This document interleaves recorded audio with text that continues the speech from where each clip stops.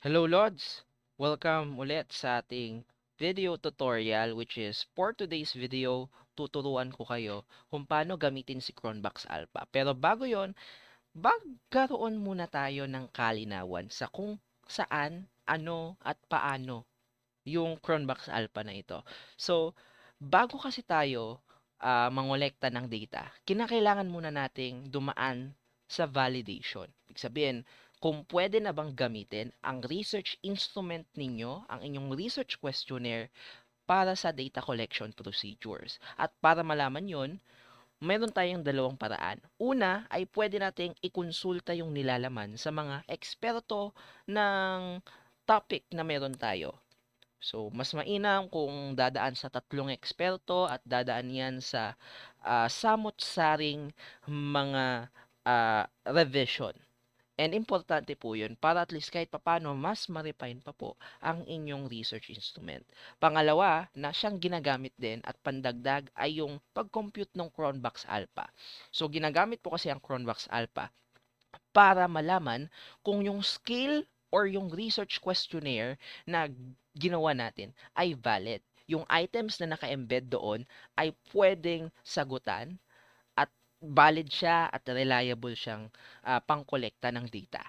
Okay, so the more na mas mataas si Cronbach's Alpha, the more na mas reliable, mas valid yung items, yung research questionnaire, at yung skill na meron doon sa paper or research instrument na meron tayo. At para makuha si Cronbach's Alpha, kinakailangan muna nating magkaroon ng pilot testing. Ano nga ba ang pilot testing? Ang pilot testing ay ginagawa para syempre magkaroon lang ng initial data, pang-validate lang po or ayun nga, pang-validate po ng ating research questionnaire. So, sa senior high school, ang common na bilang ng daraan sa pilot testing ay at least 10 to 20 respondents or participants. Okay na siya. Pero in higher academic settings, importante pong mas mataas pa po sa 10 to 20 respondents or participants. Kasi mas mainam kapag mas mataas po ang respondent or number of sample na meron tayo, the more na mas reliable, the more na mas accurate yung makukuha nating data sa kung gaano ka-reliable at ka-valid yung scale, yung questionnaire na ginawa po natin. Okay? So, malinaw po yun ha. Ngayon, sa senior high school po, um, kadalasan na ginagamit sa pilot testing ay yung klase na kina-embedan, yung kinalalagyan ng mga nagre-research. Okay? Kasi, the reason is, hindi kasi pwedeng i-include ng researcher yung klase niya, yung mga kaklase niya sa total na bilang ng kanyang mga bibigyan ng survey questionnaires. Kung sakali mang kasama yung kasama sila talaga na at least magre-respond sa kanilang research paper. Pero kung sakaling kasama sila, hindi po pwedeng kasama yung mga kaklase nila. Kasi magkakaroon po ng bias. Okay? So, saan natin sila pwedeng gamitin? Para tayo ay makakuha ng initial data sa kung gaano ka-valid ang inyong scale or research questionnaire. So, kadalasan na technique dyan sa senior high school, gagamitin nila ang mga kaklase nila for pilot testing. Isipin, sa isang klase, at least siguro enough na yung 40 to 50 students. Pero pilot testing natin is 10 to 20 lang naman. So, enough na po yung inyong klase para magamit for pilot testing. Okay? So, ngayon, tuturuan ko po kayo kung paano po makompute si Cranbox Alpha gamit ang Microsoft Excel at pati na rin sa Google Sheets. Actually, sa pagkakataon na to, hindi pa natin gagamitin si Analysis Toolpack ng Microsoft Excel. So, gagamitan pa lang natin siya nung function feature ng dalawang spreadsheet applications na ito. So, punta po tayo sa ating mock data file. Okay? So, mahalagang mahalaga po ito. Nang sa ganun ay at least mas masabayan nyo po yung ginagawa natin ngayon. Okay?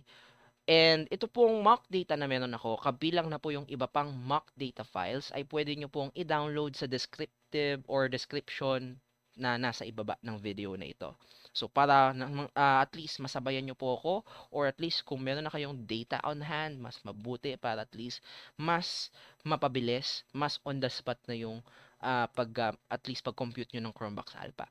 Ngayon, sa mock data, kung sakali mang nagpa-practice kayo kasama ko, punta po tayo dun sa file na may nakalagay Cronbox Alpha. And dito sa mock data na to, para lang mas maintindihan natin yung data na meron tayo, we will have this context first. So sabi rito, ang research paper na kinalalagyan ng mock data na meron tayo dito ay at least concerns about dun sa dalawang variables, yung relationship nila, willingness to learn at exam score. So this is a correlational quantitative research. And as seen here sa ating research questions, meron tayong apat, which is commonly na ginagamit kapag kayo ay nasa correlational study. Nandun yung demographic profile, nagagamitan natin yan ng central tendency, ng variability. Naalala nyo si standard deviation, si variance, si mean, median, at saka mode. Pwede natin gamitin yung mga yon to describe the demographic profile or to present the summary of this particular demographic, or at least the respondents that we do have upon collecting our data. Pero since this is just initial data, hindi pa natin siya masasagot. Ang kailangan lang natin sagutin ay yung Cronbach's alpha, which is ang kinakailangan nating i-measure ay kung yung scale na ginamit, yung scale na nakalagay sa research questionnaire ng research paper na ito, which measures yung level ng willingness to learn, ay valid ba or hindi. So, para malaman kung valid or reliable yon, we need to measure the Cronbach's alpha. Kasi, ayun nga, one of the research questions is to measure kung ano daw yung level of learning willingness ng mga respondents. And for that to know first, kailangan muna nating i-validate yung scale that measures the level of willingness to learn. So, punta tayo sa mock data. And you will see varieties of things. And unang-unang yung may ispatan dyan ay yung dalawang rows dito na nauna, which is concerning the gender and age na nagsasagot dun sa unang question. Again, it is not necessary to take upon this kasi we are measuring the Cronbach's alpha. Initial pa lang ito. Validation lang siya ng inyong research questionnaire. So ngayon, makikita nyo rin dito sa mga sumusunod na mga columns, we have the WTL1 to WTL8, which is yung mga items na nakalagay sa scale for willingness to learn. So meron tayong 8 items sa scale na to. And we have the data below it. Okay? Ngayon, una munang bagay, ayan, kasi pinagpraktisan ko siya yung nung nakaraang araw. So, bear with me lang, wait lang ha. Ayan, ano lang po natin, para at least mas magamit natin siya mamaya, kung paano talaga siya magawa. Punta lang tayo dito. Ayan. Oh, there you go. So, as you can see, we have varieties of data na pwede natin gamitin. Ngayon, unang-unang kailangan nating magawa para ma-compute natin si Cronbach's alpha ay kailangan muna nating malaman yung total score kada respondent dun sa scale na to. So, i-compute lang natin yung total nito sa bawat respondents by using this. So, pupunta lang tayo, okay, dito sa ating sa cell na to. So, pakiclick po yung cell na yan, then type equals sum, then parenthesis. Ang ginagawa lang natin yan dyan ay at least we drag this. So, pipindutin lang natin to. Diba? Pupunta tayo dyan. Actually. So, pipindutin lang natin yung unang score under the willingness to learn first item. I-drag lang natin siya hanggang sa dulo ng item ng respondent na yun. Then, enter. Ayan, 23. So, 23 po ang lumabas na sagot. Sure, gawin natin sa pangalawa, respondents. O, equals lang din yan, sum. Then, parenthesis. Then, ganun lang din, idadrag lang natin hanggang sa 8 items or the last item. Enter. Ayan, sure. Na-compute na natin yung itong mga to. Okay? Pero, para mas mapabilis po ang pagkuha natin yan, hindi na natin kailangang gawin ng mano-mano na ganyan. Mayroong mas mabilis na way or trick para ma-measure natin or at least makuha natin yung sum lahat ng to by just spending 10 seconds. Actually, 5 seconds, matatapos ka na agad. Hindi, 3 seconds. So, ang ginagawa lang natin dyan, click nyo lang yung unang data. Since pare-parehas lang naman sila ng function na gagamitin sa column na ito, pindutin lang natin yung unang cell na ginagamitan ng function na to, which is yung sum. So, ang ginagawa lang natin dyan is of course, ayan, pipindutin lang natin to. Then, dapat may makikita kayong green na border. Active, ibig sabihin. So, kapag naka-green yan, ibig sabihin, yun yung pinindot mong cell. This is the active cell na tinatawag. And may makikita ka dyang green na square. Yung green na square na yan, pag hinover mo, pag tinapat mo yung cursor mo, magiging black na plus sign or plus icon. So, ang gagawin mo, pindutin mo lang yung square na yon and i-drag pababa. Yan. And then, yan, nakuha nyo na. So, makukuha mo na lahat ng tawag dito, data under is the total score ng bawat respondents na meron sila on the willingness to learn scale. Next naman natin kailangang hanapin is yung variance naman. So, ano po yung variance? Di ba naalala natin yung variance which is parang kambal-karibal lang ni standard deviation. So, si variance is just standard deviation to the second power.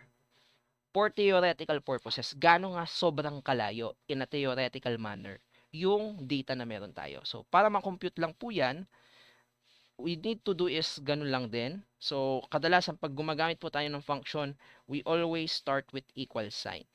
Equal sign, then var for variance. Then meron tayong dalawa rito. We have the P and then S. Dahil we are dealing with our sample size, which is itong 20 na respondents na meron tayo, we will be clicking the bar.s. So, dapat bar.s po yan. Then, parenthesis. Ganun lang din po ang gagawin natin.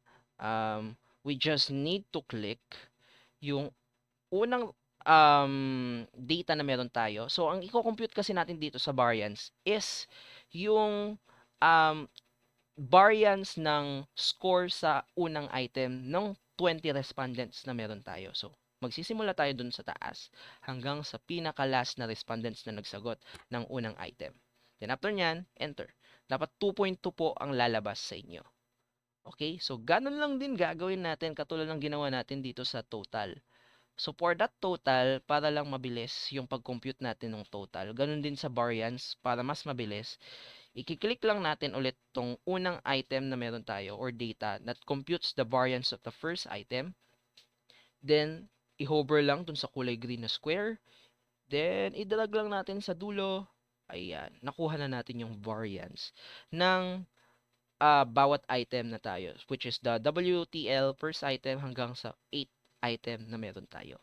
The next thing that we need to learn, or at least din the thing na kailangan nating i-fill up, ay yung mga sumusunod, which is really, really important para magawa natin tong equation na to. And yung equation na to is all about to compute your Cronbach's alpha. Okay? So, ang gagawin lang natin dyan, ito, ang una muna natin kailangan hanapin ay yung number of items. That is our K.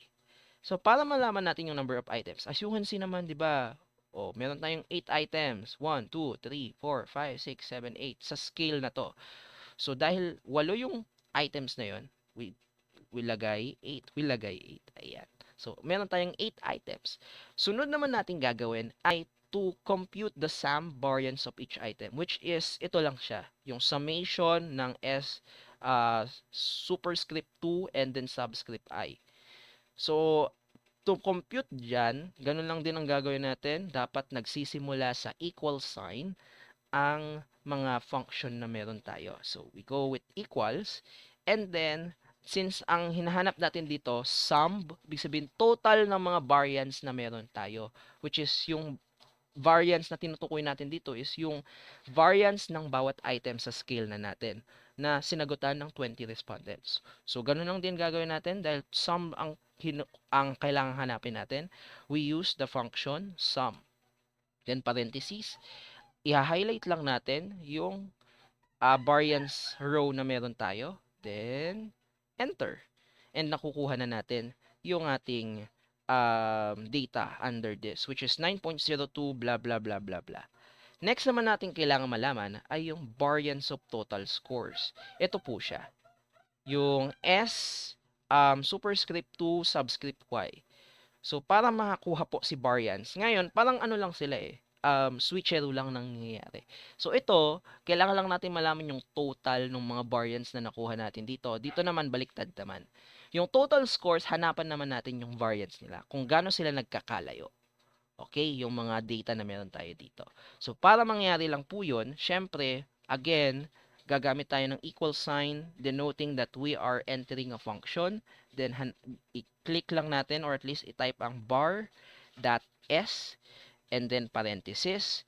And, of course, i-enter lang natin, i-click lang natin yung unang data na meron tayo hanggang sa pinaka-last.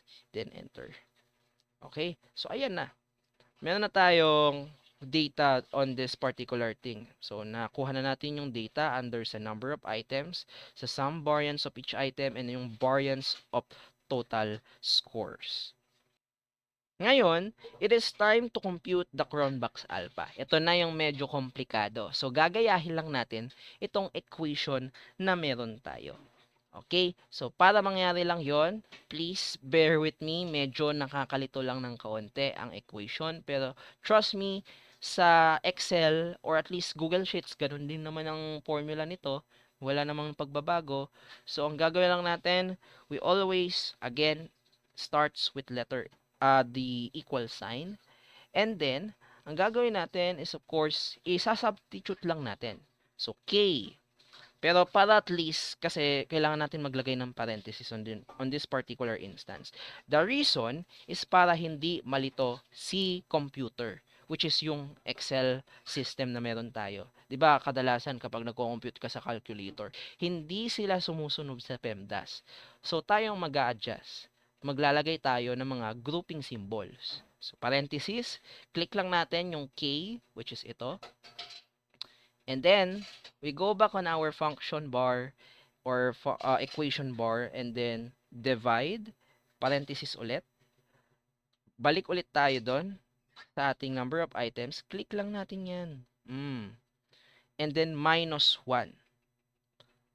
Okay? So, ganyan po ang kalalabasan dapat. Ngayon, dapat ang kalalabasan po nito ay 8 over 7. 8 and then over 7. Kasi 8 minus 1 is equal to 7. Ngayon, multiply naman natin siya dito sa values na meron tayo sa sum variance at saka variance of total scores. Medyo komplikado lang siya. So, bear with me. So, balik ulit tayo sa var or sa field na to. Then, parenthesis, another parenthesis. And then, ang gagawin lang natin is, of course, i-compute muna yung difference ng variance of total score. So, click lang natin yung variance of total score.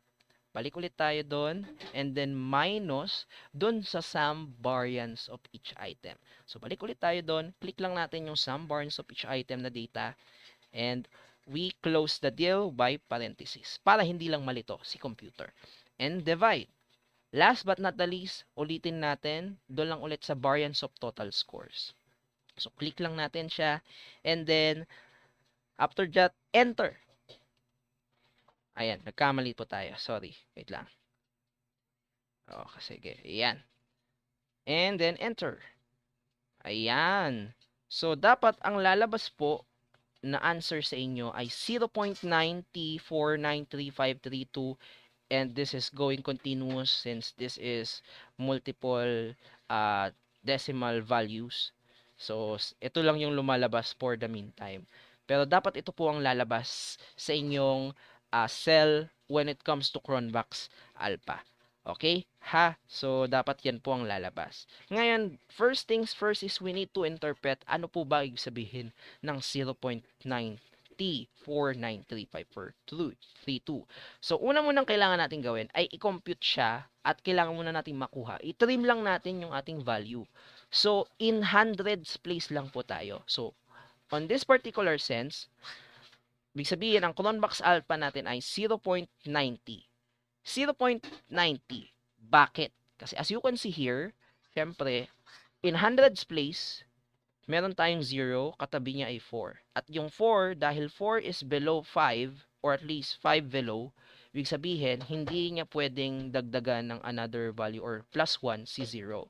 So, that means, re-retain natin yung hundreds value, magiging 0.90.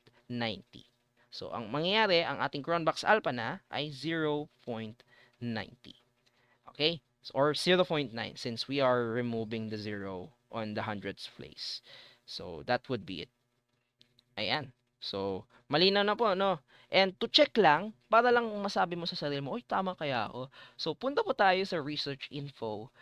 Katulad ng kanina, meron tayong field dito. Kailangan lang natin ilagay. Okay, round off your answers into hundreds place. So, hundreds place naman yung nilagay natin. 0.9 and then enter. Dapat tama po ang lalabas. Ayan. So, nag-green po yung cell natin. Ibig sabihin, tama yung nakuha nating Cronbach's alpha. Pero, what does 0.9 means? Ano po ba ang ibig sabihin ng 0.9? So, balik ulit tayo. Meron po tayong table sa ibaba. Sa baba, nakalagay po rito yung interpretation of that. Sabi rito, 0.94 blah blah blah blah. Ibig sabihin daw, pag more than or equal to 0.9, ibig sabihin excellent. Okay? Excellent daw.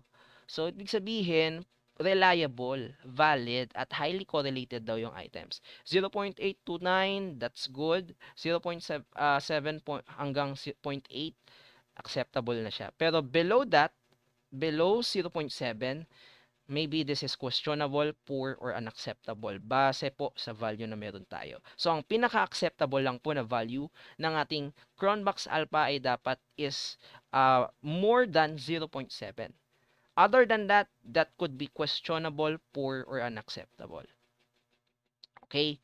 So, I am hoping na sana ang lumabas sa inyong Cronbach's alpha ay more than 0.7. Pero kung hindi, well, isa lang po ang ibig sabihin yan. Kinakailangan nyo pong i-revise yung scale at kailangan nyo mang baguhin kung may kailangan man kayong baguhin. So that is your at least green signal sign kung ang inyong research questionnaire ay pwede nang gamitin for data collection procedure. Otherwise, kailangan nyo po itong palitan, kailangan nyo po itong i-revise. And that's how Cronbach's alpha works. And paano po siya ipe-present, sir? Well, syempre, kailangan nyo lang pong syempreng i-interpret. Ano po ba? Syempre, ipapakita nyo muna yung value. Okay, we have a Cronbach's alpha of 0.9. Meron po tayong 20 items or 20 respondents na nagsagot for pilot testing to measure the Cronbach's alpha ng ating scale which is 0.9. And out of that, we can say that 0.9 is ano bang nakalagay dito? Since this is 0.94, meron pa siyang karagdagan. So, that is more than 0.9. So, that means this is excellent. Okay? This is excellent. So, excellent daw po. Okay na okay yung scale na ginawa natin. So, that means we are already good for data collection. Okay? And that ends our conclusion. Kasi the reason is parehas lang din naman yung kalalabasan kung gagamitin ninyo yung Microsoft Excel, kung Google Sheets man yan. Parehas lang yan kasi wala pa tayong gagamitin na analysis toolpack. Pero kapag gagamit na tayo ng analysis toolpack, magkaiba pong approach ang gagawin natin kung kayo ay gumagamit ng Google Sheets. Okay? So, in this instance, sa pag-compute po ng Cronbach's alpha, enough na yung function, yung equation feature ng mga spreadsheet applications na ito to compute the Cronbach's alpha. Parehas din naman sila ng function, to be honest. Yung equal sum, ganun din po sa Google Sheets. Yung equal bar.s, ganun din po sa Google Sheets. Wala silang pinagkaiba. So, ang pinakamatingkad na function na ginagamit natin sa pag-compute ng Cronbach's alpha ay yung variance or variance of the sample na meron tayo, and then the total or the sum. So, equals sum and equals bar.s. Yun po yung ginagamit natin on this instance. Naintindihan po ba? Kung hindi po naintindihan, yung may go back once again, kailangan po talaga nating ma-practice ito. So, hindi naman po agad-agad nating malalaman, agad-agad na magiging okay sa pag-compute ng Cronbach's Alpha. It needs practice. That's why I am hoping na kung nakikinig ka po nito or nanonood is you are also practicing using the mock data that we have on the description box below. So kung hindi mo pa napapractice, go and download it now para at least alam mo nang i-compute si Cronbach's Alpha.